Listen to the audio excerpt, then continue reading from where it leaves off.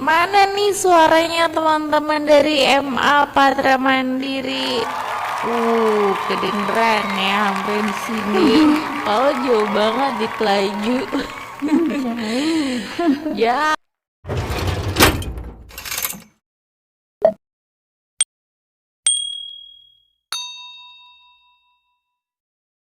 Bersama dengan Selvian, kita bakal belajar tentang pelajaran bahasa Indonesia. Nah, ada dong yang punya pelajaran favorit itu pelajaran bahasa Indonesia, suka banget. Apalagi kalau kalian tuh suka sama yang namanya sastra ya. Nah, kita ini bakal belajar tentang yang namanya puisi. Oke, puisinya puisi apa? Nanti kita bakal belajar ya sama guru dari Madrasah Aliyah Patra Mandiri Pelaju, jauh-jauh ya dari Pelaju datang ke sini. Makanya nanti teman-teman pelajar ya siswa dan siswi madrasah dengan Ibu Eka Armawati SPD. Halo Ibu. Halo. Baik, Ibu kita udah siap ya buat memulai materi pelajaran hari ini ya pastinya ya? Siap dong, mantap. Oke, mantap deh. Aduh, ini pelajaran bahasa Indonesia soalnya. Jadi nanti boleh disimak baik-baik ya. Teman-teman dari Madrasah Aliyah Patra Mandiri juga lihat wajah Ibu Eka Armawati yang cantik banget hari ini, Bu. Baik, Bu, kita langsung aja ya, Bu, dengan materi kita tentang puisi baru. Silakan, Ibu. Baik, saya mulai puisi baru, tapi saya mengembangkannya ke membaca puisi. Jadi itu materi kita hari ini ya. Saya mulai nak ya. Ada 3 cara dalam membawakan puisi. Pertama, itu membaca puisi. Dengan naskah puisi yang kita bawa, kita membacakan puisi dengan kuda-kuda yang kita pasang berdiri dengan mantap. Itu disebut dengan membaca puisi. Kemudian ada lagi deklamasi yang dibawakan, di mana saat membawakannya kita telah hafal puisinya dan ditampilkan tanpa naskah. Kemudian ada lagi theatrical puisi. Nah, yang ini dibawakan dengan memasukkan unsur gerak dan vokal teater. Jadi hal itu berbeda cara menampilkannya. Pelajaran kita hari ini kita fokus ke materi membaca puisi. Membaca puisi merupakan kegiatan membaca indah puisi. Untuk itu pembaca harus memperhatikan 4 hal. Pertama, lafal. Kedua, tekanan. Ketiga, intonasi. Keempat, jeda. Kelima, ekspresi dan gestur. Hal tersebut dimaksudkan agar isi puisi dapat terekspresikan dengan jelas, pendengar pun dapat memahami maksud penyair dengan baik. Baik, kita pahami maksudnya satu persatu. Pertama, lafal adalah cara seseorang atau sekelompok orang dalam suatu masyarakat bahasa dalam mengucapkan bunyi bahasa tersebut. Adapun bunyi bahasa antara lain, vokal seperti A, I, U, E, O, konsonan K, B, H, T, itu konsonan. Dalam membacakan puisi, kita harus memperhatikan aspek pelafalan dengan sehingga arti yang terkandung pada setiap katanya menjadi jelas. Hal ini terutama pada kata yang bentuk atau pelafalannya hampir sama. Contohnya, ada, apa, halus, harus, lupa, kakak, rak, rakyat, esa, esa. Misal pelafalan kata dalam puisi Selamat Tinggal karya Hairil Anwar berikut ini. Segala menebal, segala mengental, segala tak ku kenal, selamat tinggal. Ada kata menebal, al, mengental, al, ku kenal, al, dan tinggal. Jadi ada alnya sama tapi pelafalan tiap kata berbeda. Nah, bagaimana? Kita lanjut lagi ke tekanan atau nada. Tekanan atau nada adalah keras lunaknya pengucapan suatu kata. Tekanan berfungsi untuk memberikan tekanan khusus pada kata-kata tertentu. Kata yang ditonjolkan pesannya perlu dibaca dengan keras dibandingkan dengan kata lainnya. Kemudian ada kata yang maknanya penting dan ini juga harus ditekan. Perlu kita pahami makna puisi dengan jelas sehingga tersampaikan dengan jelas kepada pendengar. Bagaimana? Apa sudah mengerti? Contohnya ya nak ya, misalnya Hujan Bulan Juni karya Sapardi Djoko Damono. Tak ada yang lebih tabah dari hujan bulan Juni. Dirahasiakan rintik rindunya kepada pohon berbunga itu. Nah ini, jadi ada penekanan. Mana yang ditekan? Tak ada. Nah itu yang ditekan. Bulan Juni. Bulan Juni ditekan menandakan bahwa itu dia terjadi di bulan Juni, bukan bulan yang lain. Dirahasiakannya rintik rindunya. Jadi ada kata rintik, karena di sini adalah tentang hujan, maka hujan identik dengan air jatuh ke tanah dan kemudian diresap akar pohon. Nah saat diresap akar pohon ini, nah ini dia kata rintiknya itu ditekan kepada pohon berbunga itu. Jadi ada 4 kata yang ditekan. Tak ada, bulan Juni, rintik, dan pohon. Kemudian yang ketiga itu intonasi. Adalah naik turunnya lagu kalimat. Perbedaan kalimat atau jenis kalimat menghasilkan intonasi berbeda. Fungsi intonasi dalam puisi, pertama, agar pembacaan puisi tidak monoton. Kedua, untuk memperjelas atau membedakan maksud atau pesan dari setiap larik puisi. Misalnya, puisi doa karya Amir Hamzah. Dengan apakah kubandingkan pertemuan kita kekasihku? Intonasinya gunakan intonasi bergelombang karena kalimat tanya.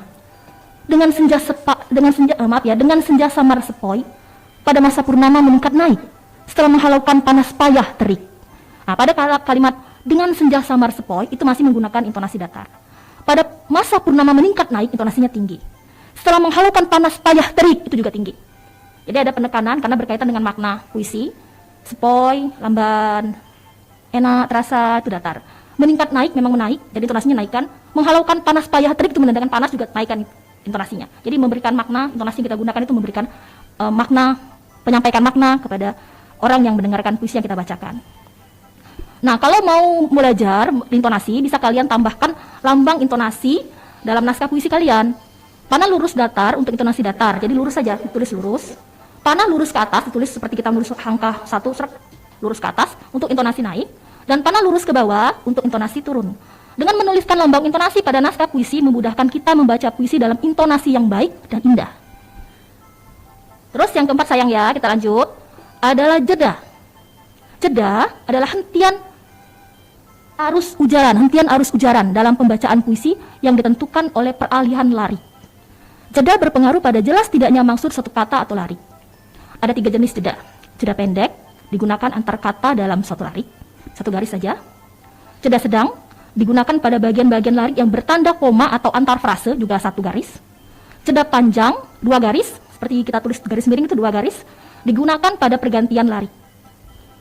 Misalnya, contoh, tak ada, kita 1 garis, yang lebih arif, 2 garis, dari hujan bulan Juni, jadi dari hujan 1 garis, bulan Juni 2 garis, dibiarkannya 1 garis lagi, yang tak terucapkan 2 garis, diserap akar pohon itu, diserap 1 garis, akar pohon 1 garis, dan bunga itu jeda panjang, jadi kita gunakan 2 garis. Nah, kemudian yang terakhir ada ekspresi dan gestur. Berarti kalau ekspresi memang mengungkapkan gagasan atau maksud perasaan dengan gerak anggota badan atau air muka. Ekspresi sangat penting ketika membacakan puisi guna memperkuat arti puisi yang kita bacakan. Ekspresi dan gestur dinyatakan dengan cara 1 tatapan mata, 2 bentuk bibir, 3 anggukan atau gelengan kepala, 4 gerak tangan, dan yang kelima hentakan kaki. Tuh, jadi kelima hal itu bisa kita gunakan kalau bergestur dalam membacakan puisi. Contohnya, ekspresi sedih, wajah tampak muram, pandangan mata kelihatan sayu, bibir mengatup rapat. Ekspresi marah, wajah membelalak itu matanya itu, wajah membelalak, tampak garang, dahi berkerut. Ekspresi gembira, pandangan mata bercahaya, mata berbinar-binar, bibir mereka tersenyum. Nah, itu kelima hal yang bisa digunakan kalau kita mau baca puisi, berdeklamasi puisi. Tetapi kalau teatrikal berarti kita menambahkan unsur gerakan yang lebih banyak dari sekedar membaca atau berdeklamasi. Bersama dengan Ibu Eka Armawati dari Madrasah Aliyah Patra Mandiri. Mana nih suaranya teman-teman dari MA Patra Mandiri? Kedengeran ya, sampai di sini. Oh, jauh banget di Pelaju. Jauh. Nah, ini sebelum saya membacakan teman-teman yang udah tunjuk tangan ya, pengen bertanya, kita akan mendengarkan terlebih dahulu kembali materi yang akan disampaikan oleh Ibu Eka. Baik, ini ada contoh puisi akan saya bacakan, didengarkan dengan baik-baik ya nak. Gugur, karya W.S. Rendra. Ia merangkak di atas bumi yang dicintainya. Tiada kuasa lagi menegak. Telah ia lepaskan dengan gemilang pelor terakhir dari bedilnya ke dada musuh yang merebut kotanya. Ia merangkak di atas bumi yang dicintainya. Ia sudah tua, luka-luka di badannya. Bagai harimau tua, susah payah maut menjeratnya. Matanya bagai saga menatap musuh pergi dari kotanya. Sesudah pertempuran yang gemilang itu, 5 pemuda mengangkatnya, di antaranya anaknya. Ia menolak dan tetap merangkak menuju kota kesayangannya. Ia merangkak di atas bumi yang dicintainya. Belum lagi selusin tindak maut pun menghadangnya. Ketika anaknya memegang tangannya, ia berkata, "Yang berasal dari tanah kembali rebah pada tanah, dan aku pun berasal dari tanah, tanah Ambarawa yang kucinta. Kita bukanlah anak jadah, karena kita punya bumi kecintaan, bumi yang menyusui kita dengan mata airnya. Bumi kita adalah tempat pautan yang sah. Bumi kita adalah kehormatan. Bumi kita adalah jiwa dari jiwa. Ia adalah bumi nenek moyang. Ia adalah bumi waris yang sekarang. Ia adalah bumi waris yang akan datang. Hari pun berangkat malam. Bumi berpeluh dan terbakar karena api menyala di kota Ambarawa. Orang tua itu kembali berkata, "Lihatlah, hari telah fajar. Wahai bumi yang indah, kita akan berpelukan buat selama-lamanya. Nanti sekali waktu, seorang cucuku akan menancapkan bajak di bumi tempatku berkubur. Kemudian akan ditanamnya benih dan tumbuh dengan subur." Maka ia pun berkata, "Alangkah gemburnya tanah di sini." Hari pun lengkap malam ketika menutup matanya. Nah, itu contoh yang sudah Ibu bacakan. Jadi ada perbedaan intonasi bukan? Ada yang saya tekan, ada yang saya naikkan intonasinya, ada yang datar, ada yang rendah, seperti kata di atas bumi yang dicintainya itu ditekan, karena itu merupakan pemberitahuan ke orang-orang saya mencintai bumi saya. Nah, itu kemudian ada lagi kata yang ditekan, sesudah pertempuran yang gemilang itu, nah itu juga ditekan, jadi memberitahukan mengenai waktunya. Kemudian ada intonasinya agak saya sedikit gunakan vibra, bagai harimau tua, susah payah maut menjeratnya, saya gunakan vibra. Jadi terlihat sekali rasa seperti dirinya yang garang seperti harimau, matanya bagai saga, nah itu terlihat jelas. Jadi kita gunakan bermacam intonasi, suara, agar jelas penyampaian isi cerita dari puisinya. Di MA Patra Mandiri ada Fadila Azima, kemudian ada Putri Sabrina. Iya. Putri punya pertanyaan, Bu, boleh saya baca langsung aja ya? Boleh, itu jagoan puisi itu. Oh, oke. Katanya gini, kita kan sekarang membahas tentang puisi ya. Kita juga sering nih bikin puisi, tapi alur dan ceritanya kadang tidak sesuai apa yang kita inginkan. Nah, gimana nih caranya supaya puisi yang mau kita buat itu indah dan menarik bagi pembaca nantinya? Itu aja.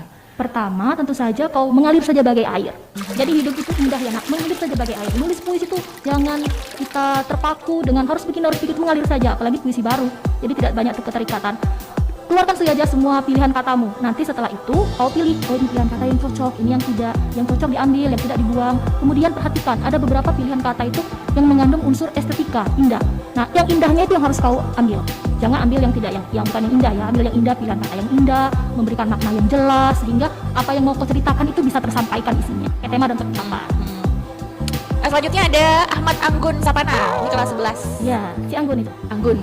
Namanya Ahmad atau Anggun, Bu? Ahmad Anggun anak laki-laki, tapi panggilannya Anggun. Nama lengkapnya Ahmad Anggun Sapana. Kita mau tanya tentang jeda di puisi. Jadi kalau baca puisi tapi kita lupa memberikan jeda di bacaan puisi itu bagaimana? Apakah masih bisa dibilang puisi? Memang masih puisi yang kita baca, tetapi jeda itu memudahkan kita dalam membacanya. Jadi jeda itu sebelum kita baca puisi, kita sudah ada naskah puisi kan? Nah, naskahnya itu sudah kita coret satu-satu gunakan jeda pendek, jeda panjang, sudah kita letakkan di bagian mana. Jadi pada saat kita baca itu sudah ada tertera di dalam naskah kita. Tinggal pada saat membacakannya memudahkan kita dalam pembacaan. Dulu ini dari Putri Miftahul Jana, kelas 11. Jadi Putri bertanya apakah ada perbedaan dalam pembacaan puisi baru atau puisi lama. Nah, kemudian ini sama nih dengan Silvi Indriani, kelas 10. Pertanyaannya juga hampir sama ya. Apakah perbedaan antara puisi lama dan puisi baru mengenai tata cara pembacaan dan penyampaiannya? Nah, kemudian juga dari Trinita Kasmaroh, kelas 11. Katanya ketika kita membuat puisi apakah atau harus ataukah boleh menggunakan subjek, predikat, objek, keterangan? Nah, itu. Nah, jadi saya jawab dulu pertanyaan dari Miftahul Jana dan Silvi bahwa kalau dalam pembacaan puisi baru dan puisi lama apa berbeda? Karena pada dasarnya puisi baru dan puisi lama juga ada perbedaan. Kalau puisi lama masih terikat dengan berapa baris, berapa bait, harus ada sampiran. Misalnya kalau pantun harus ada isi, jadi ada sampiran, ada isi. Nah, maka dalam pembacaannya juga berbeda. Kalau seperti kita gayung bersambut berpantun, kita membacanya seperti kita berpantun ya. Jadi misalnya seperti ini. Jalan-jalan ke kota Semarang. Ke kota Semarang naik sepeda. Nah, itu kan intonasinya berbeda. Tapi kalau kita pembacaan puisi baru, memang kita pembacaannya memang sedikit lebih gunakan intonasi datar, tinggi naik, intonasi yang kemudian rendah, itu harus kita atur sedemikian rupa jeda-jedanya. Nah, jadi dalam bentuk pembacaan puisi baru, keterikatan alunan nadanya itu tidak begitu sama dengan puisi lama. Kalau puisi lama masih pakai alunan-alunan seperti mau jalan-jalan ke kota baru naik sepeda. Nah, seperti itu. Jadi ada perbedaan alunan dalam pengucapan lagu kalimatnya. Nah, sedangkan intonasi di dalam puisi baru tidak mengalun. Jangan mengalun dalam pembacaan puisi baru. Nah, itu. Nah, untuk pertanyaan dari Trinita. Nah, untuk pertanyaan dari Trinita, apakah perlu kita menuliskan puisi baru menggunakan subjek, predikat, objek seperti itu?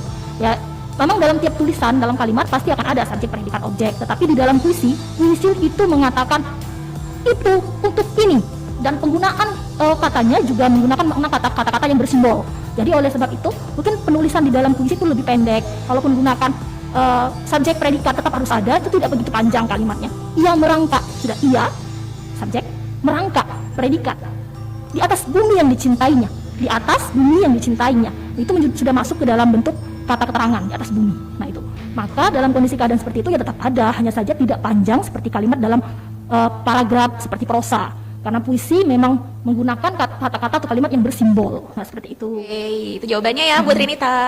Ini kayaknya banyak banget yang suka ya Bu sama pelajaran bahasa Indonesia tentang puisi ya dari teman-teman Patra Mandiri ya. Ya, mereka juga dibina di dalam ekstrakurikuler Sanggar Sastra. Oh, ada ekskul Sanggar Ada, Sastranya. Sanggar Sastra. Wah, keren nih. Makanya nih banyak yang penasaran bahas tentang puisi baru. Bu, ada yang nanya kenapa sih Bu milih puisi baru daripada puisi lama? Pada dasarnya ya sama saja. Saya suka kedua-duanya. Kalau puisi baru saya pilih karena memang lebih berekspresi, kemudian pengucapan katanya lebih beragam, intonasinya juga lebih beragam. Saya ngerasa seperti lebih bisa menyampaikan makna yang lebih dalam itu kepada pendengar. Nah itu, makanya saya lebih suka itu. Ini juga untuk supaya teman-teman tahu ragam-ragam dalam puisi ternyata seperti ini. Iya. Nah, ini kita ngomongin tentang ekspresi ya Bu. Iya. Ini pertanyaan dari Tri Suseno. Iya. Katanya ketika seperti tadi Ibu membaca puisi gugur ya, apakah kita memang harus menggunakan ekspresi sedih atau marah? Ya. Jadi Mas Eno, ini saya manggilnya Mas Eno kalau di sekolah. Mas Eno, kalau mau baca puisinya memang harus diperhatikan dulu maknanya dalam tiap bait, karena tiap bait puisi itu punya makna yang berbeda. Nah, jadi kalau memang puisi sedih itu kalau gugur W.S. Rendra tadi ada pada bait kedua.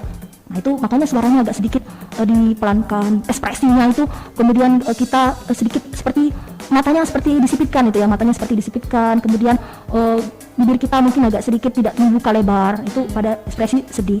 Kemudian kalau di sini dia tidak ada ekspresi marah, adanya juga dia ekspresi dengan penuh semangat memperjuangkan tanah airnya. Jadi ada perjuangan yang dia mau sampaikan ke kita, jadi kita itu semangat berjuangnya itu yang mau disampaikan, semangat berjuangnya itu bisa dilihat pada bait ke-5, ke-4 juga ada, ke-4, ke-5, dan bait ke-6. Nah itu bisa kita lihat ekspresi semangat juang yang tinggi. Nah, seperti itu.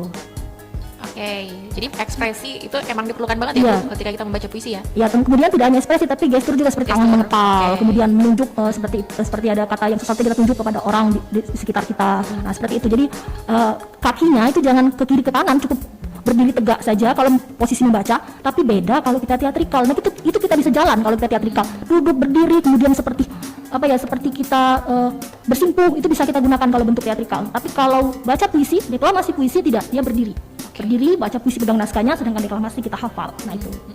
Baik, itu jawabannya. Dan kita lanjut lagi Bu dengan pertanyaan. Ya. Karena kalau kurikulum yang sekarang tuh emang murid harus banyak bertanya ya Bu. Harus.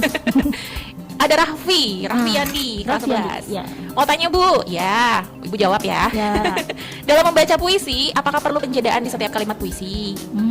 Ini benar Raffi, harus ada. Jadi harus kita gunakan penjedaan itu boleh kita tuliskan di naskahnya dulu, kemudian pada saat kita baca di mana hentian kita sebentar, hentian lama, hentian sementara, itu harus bisa kita gunakan dengan baik pada saat membacakan puisi. Harus itu Raffi. Jadi intonasi apa nih Bu yang digunakan pada bait kedua dalam puisi gugur? Ini pertanyaan Miranda.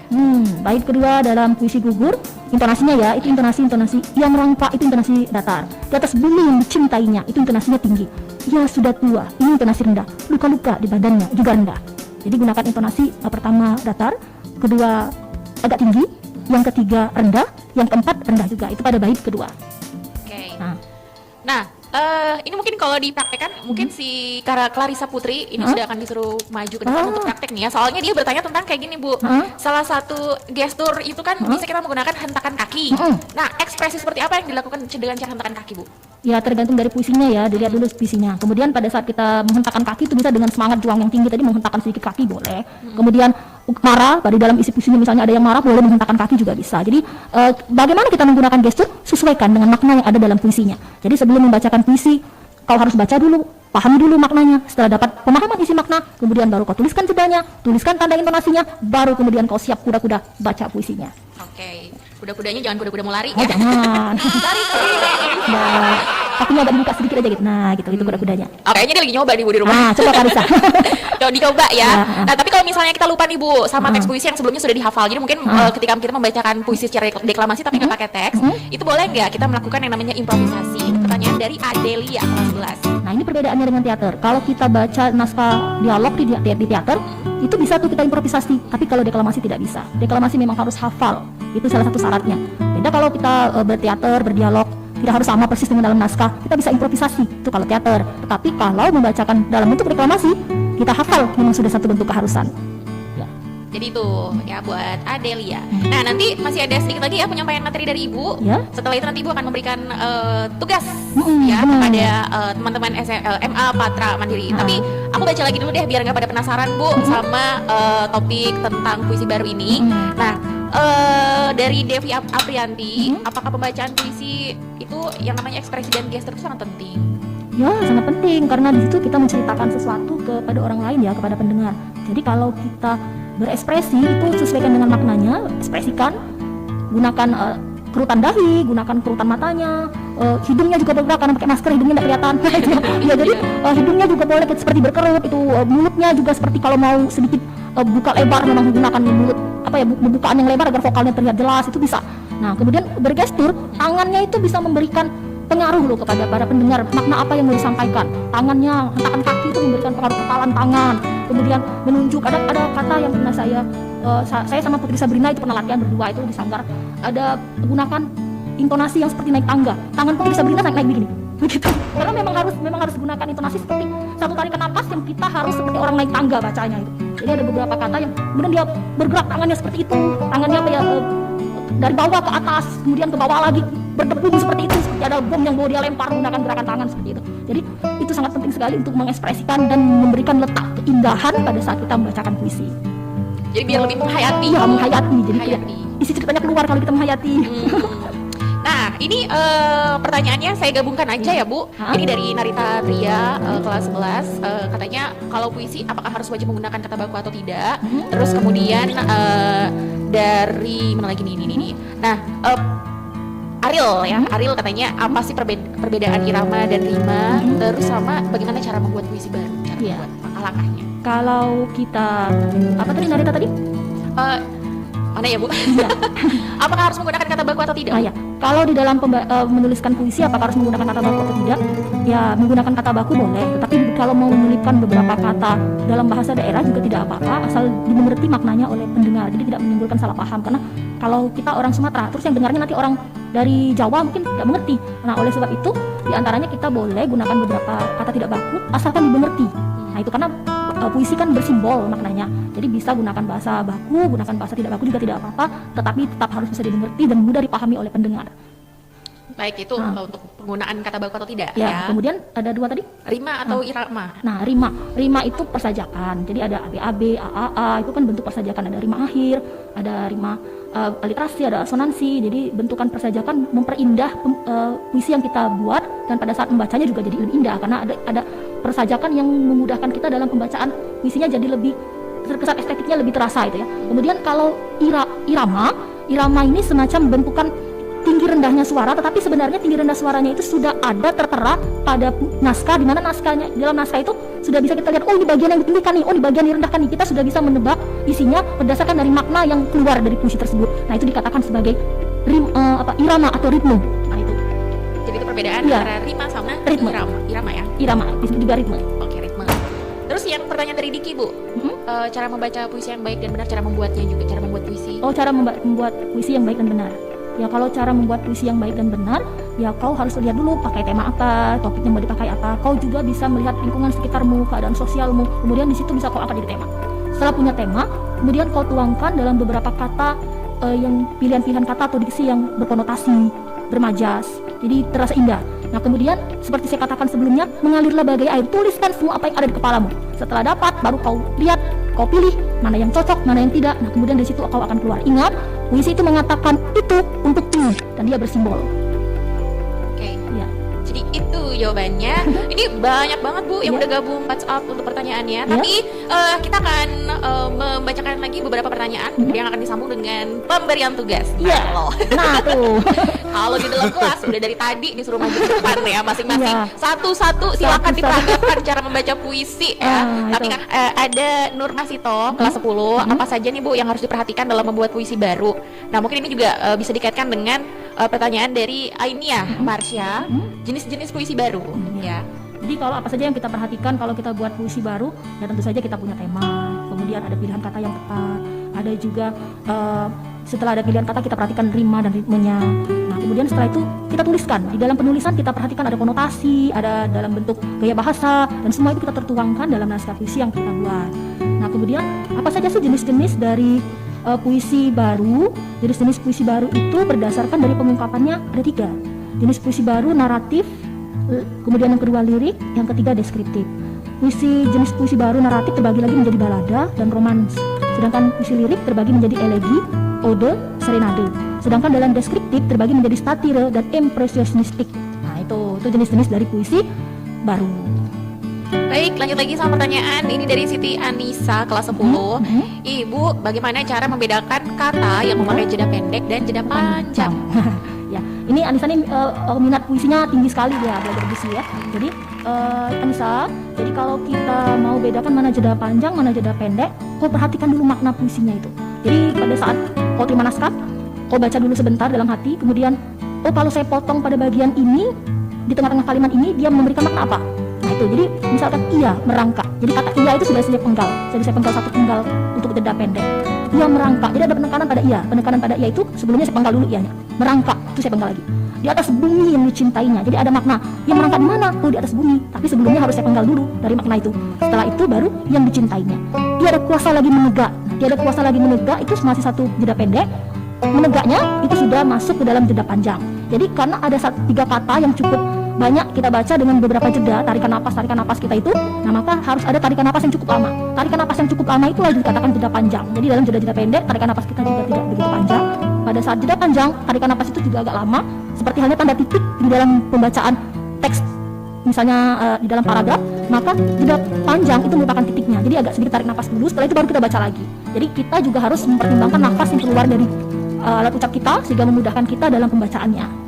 Baik, ini mungkin kita ke pertanyaan terakhir ya Bu. Ya. Pertanyaan terakhir, karena ini banyak pertanyaan juga, tapi jawabannya mungkin kurang lebih sama dari tadi yang sudah disampaikan oleh Ibu juga. Jadi ini terakhir ada Rina dari kelas 11 yang bertanya tentang perbedaan puisi dan sajak. Ini juga sama dengan Putri Mega Agustin kelas 11, perbedaan antara puisi dan prosa. Ya, kalau perbedaan puisi dan sajak, puisi itu kalau puisi ya lebih ke arah ke puisi baru. Jadi tetapi kalau sajak itu ke puisi lama. Sajak itu seperti syair, pantun itu sajak. Tetapi kalau puisi baru yang memang bentukannya tidak ada disebut sajak tapi puisi seperti itu. Nah, sedangkan dari Mega Agustin tadi prosa. Jadi perbedaan antara puisi dan prosa jelas berbeda. Kalau puisi dia terikat, kalau puisi lama terikat dengan baris, larik, bait, nah itu ya. Tapi kalau puisi baru dia tetap berada dalam bait dan baris tapi tidak keterikatan, agak sedikit bebas mau bentuk baris berapa, mau bentuk bait berapa, sajaknya bagaimana itu agak sedikit bebas tapi tetap berada dalam dalam penulisan kalimat-kalimat yang pendek dan bersimbol. Itu kalau puisi baru. Nah, kalau prosa ini ditulis dalam bentuk kalimat dan paragraf. Juga bisa ya kalau dalam prosa itu dalam cerpen misalnya. Maka itu dituliskan juga dalam bentuk kalimat-kalimat pernyataan-pernyataan langsung seperti ada kata-kata berdialog di dalamnya. Itu bisa itu digunakan di dalam penulisan prosa. Jadi kalaupun bentuk prosa seperti cerpen dan novel itu bentuknya paragraf. Oke, itu dia tadi perbedaan puisi, prosa dan juga sajak. Nah, kalau tadi ya teman-teman dari MA Patra Mandiri sudah bertanya, sekarang giliran Ibu Eka nih. Iya nih dicatat ya. Oke. Ya, baik anak-anak, kalian harus bisa mencatat isinya dengan baik. Nanti bisa kita kumpul, didiskusikan sama-sama nanti di WA grup sama Ibu ya. Baik, dicatat seluruhnya nak ya. Bacalah puisi Hairil Anwar yang berjudul Sajak Putih.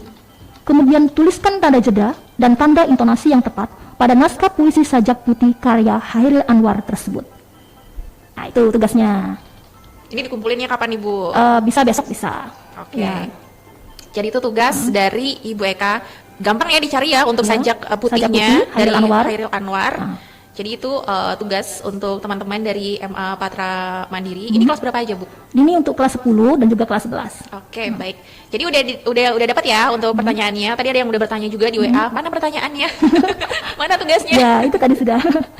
Baik, itu dia untuk tugas ya akhir dari materi pelajaran bahasa Indonesia kali ini bersama Ibu Eka. Nanti kalau misalnya masih ada yang ingin ditanyakan lagi terkait dengan topik kita, teman-teman dari MA Patra Mandiri bisa langsung bertanya ya kepada Ibu Eka, karena waktu juga yang harus memutus, kok memutus Ibu?